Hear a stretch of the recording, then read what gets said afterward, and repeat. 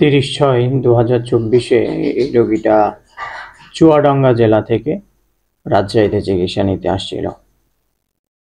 ছোট্ট একটা মেয়ে বাচ্চা, নাম হচ্ছে ওয়াফা।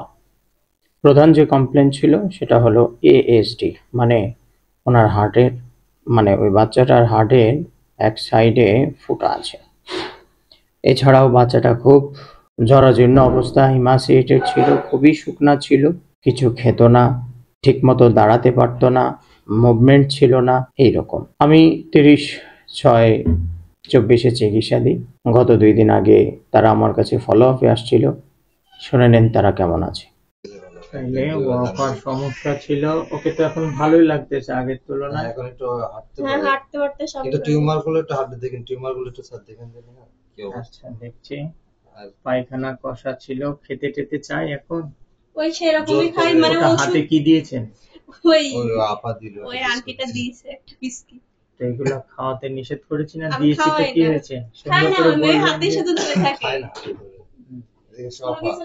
আর ওই যে কি সমস্যা, ঠান্ডা লেগেছে? আর না 30/6/24 পরে এখন অবধি বাচ্চাকে কেমন লাগতেছে আগের তুলনায়?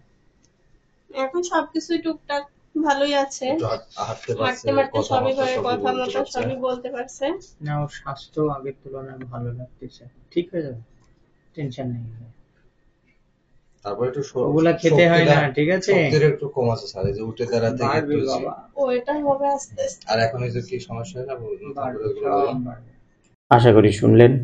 বাচ্চা আলহামদুলিল্লাহ ভালো আছে। ফার্স্ট স্টেজে যেটা ASD বলে দিই, এগুলোর জন্য কোনো চিকিৎসা লাগে না।